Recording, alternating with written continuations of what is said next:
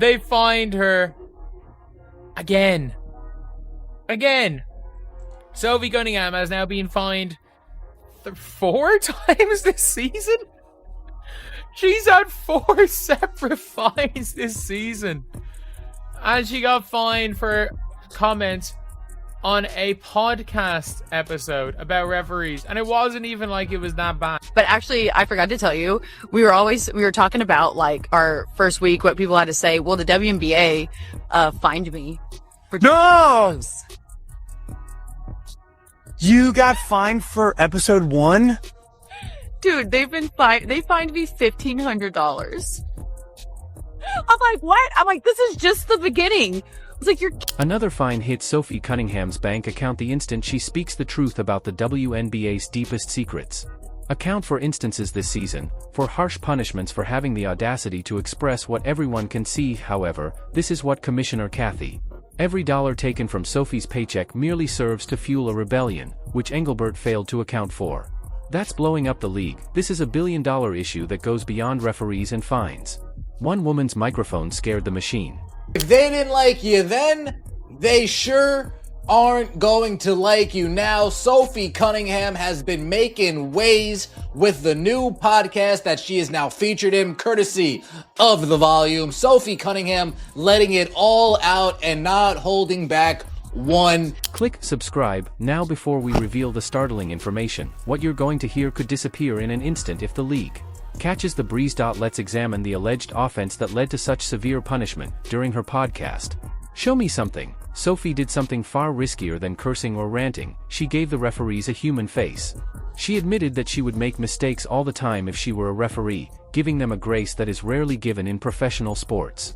It's not an easy job, however. The comments started to reverberate throughout the country's living rooms. She pulls me aside and she goes, "Come here, Soph, I have to talk to you." And this was in like front of everybody. And I was like, "What did I do now?" And she just smiled and she goes, "Hey, they're going to fine you again." They're like, I was like, I even told them, I even credited them that their job was hard. I did say that. And I said that I would. No, you did. But what are you doing when basic calls are consistently missed in front of your face? She gave concrete examples. Uncontroversial instances, blatant fouls missed in crucial situations, and clear travels disregarded. It was an assault. It was an appeal for fundamental competency. However, the league responded as though she had revealed state secrets. The $1,500 penalty was not merely punitive. It conveyed a message: ask questions about the system, pay the cost. It had an instant chilling effect. Colleagues hesitantly joked. Now what did she say? They were genuinely afraid while they laughed. Man, leave Sophie Cunningham alone, Kathy Engelbert. Don't nobody care about that corrupted WNBA and those corrupted referees. Y'all want to fine her $500. Why? Because y'all feeling some type of way because you, as the commissioner, not doing your job for that bum league. You hear me? At the end of the day, y'all have so many injuries. It's crazy. Y'all have over 150 injuries this year recorded. That's insane. Something not right. The league had used money as a weapon to stifle not only Sophie but also a growing sense of communal dissatisfaction. Beneath the surface of the WNBA, it exposed a ruling body more concerned with narrative control. Rather than repairing its most obvious defect, the league announced its zero-tolerance policy weeks prior to the podcast penalty. Policy for dissent in the most perplexing manner imaginable. Do you recall Sophie's popular TikTok, Sabrina Carpenter's lip-syncing alone? A light-hearted moment that struck a chord with 1.3 million people, just relatable fun, no names, no judgment. What does the WNBA think? A $500 fine passed off as public criticism of public servants. It wasn't that long ago that Sophie Cunningham made this little TikTok video. And in said TikTok video, and you can see right here, this was July 23rd, she put this up and said she got fined $500 by the WNBA for criticizing the ref. The explanation was incredibly ambiguous, implying that the song selection or her facial expression in some way constituted an assault. Okay, bud, guess there aren't bigger lead problems, was Sophie's scathing reply. Her irony wasn't merely amusing. It revealed the startling misplacement priorities. Although athletes sustained severe injuries, more than 150 were reported that season. While refereeing disputes dominated headlines and game attendance and non-Clark market stalled, the lead selected a 15-second dance video for the cops. It felt completely unconnected, addicted, and petty. from the actual difficulties that players and supporters face. Uncommon for coaches or players to get fined in a professional league when talking about officiating. No, that's not uncommon. However, when your league is looking worse than the NFL on officiating, you know what you might ought to do? Sit down in the corner and shut the bleep up. And maybe you ought not be fining your players over it, because your officiating is... Rules had nothing to do with this FINED.it served as a warning that the league will use any excuse to silence her developing voice. What they dealing with. So you telling me if I'm getting bullied, I can't make a video about it? You gonna punish me because I'm letting everybody know and the whole world know what's going on with me and that I'm crying out for help? So you gonna make me the bad guy? The league's perilous double standard was exposed by the Connecticut episode. Unquestionably, Caitlin Clark was the driving force behind the WNBA's extraordinary rise in popularity was being deliberately targeted. Basketball wasn't difficult. It was intimidation. When JCS Sheldon jabbed Clark in the eye, the moment solidified, and Marina Mabry's perilous shove, causing her to fall on the ground. Sophie didn't think twice. She retaliated by giving Sheldon a hard, clean foul. It was a physical proclamation that there would be repercussions if their star was targeted. Shielding a colleague from obvious attack, she was fined by the league.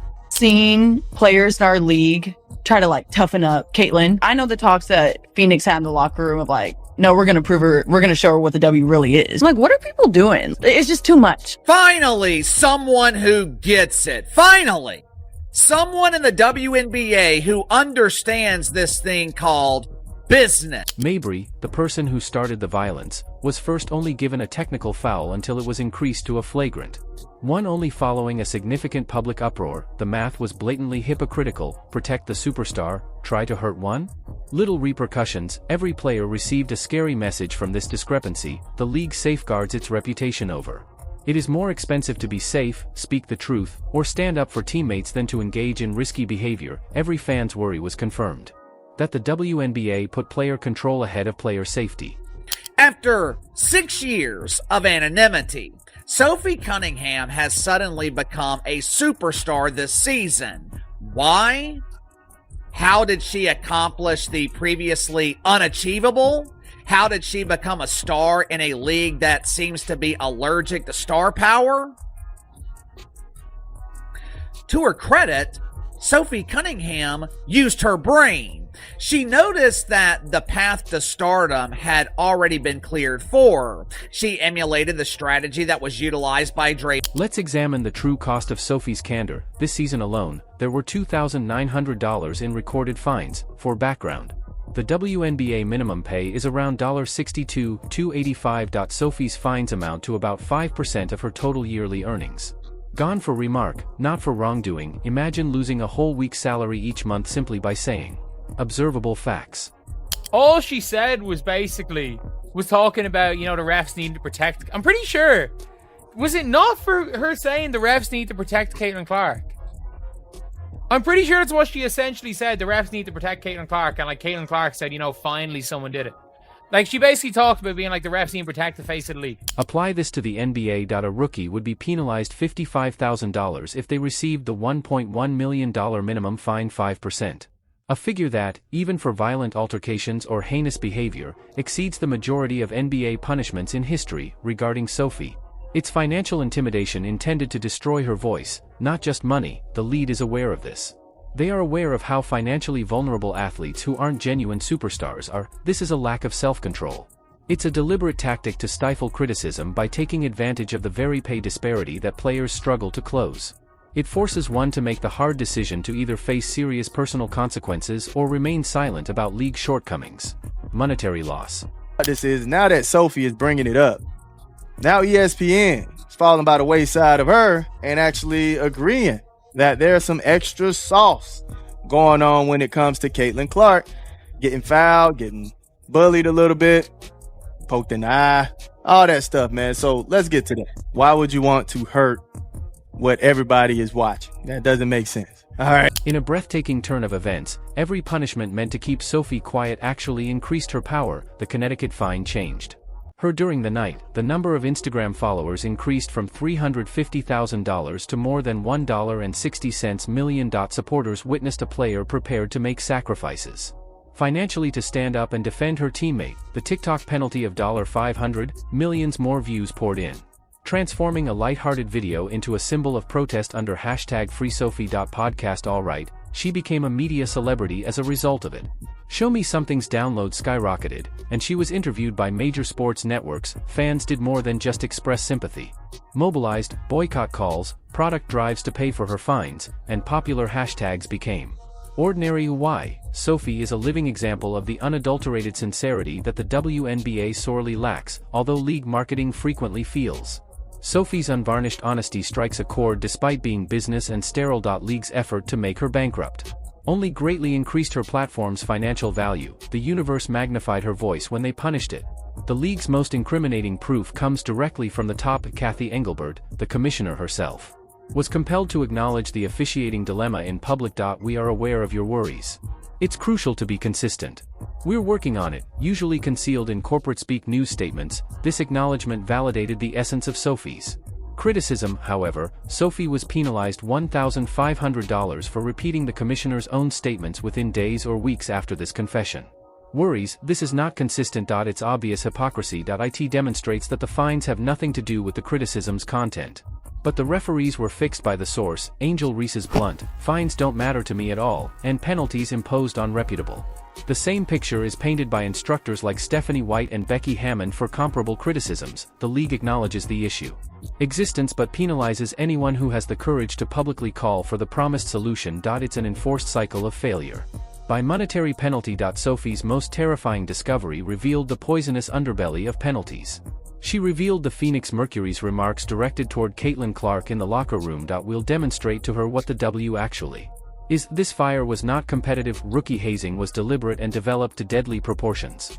The severe brutality Clark endured is routinely ignored by officials, allowing the culture Sophie dared to mention. Fear spreads far beyond Sophie as a result of the fines. The response of her teammate to the $1,500 fine, anxious murmurs, "What did she say now?" exposes professionals who are afraid of being associated with honesty might turn them into targets. They tread carefully, repressing justifiable worries about justice, safety, and lead management, being aware that an open interview or social media post could result in financial devastation.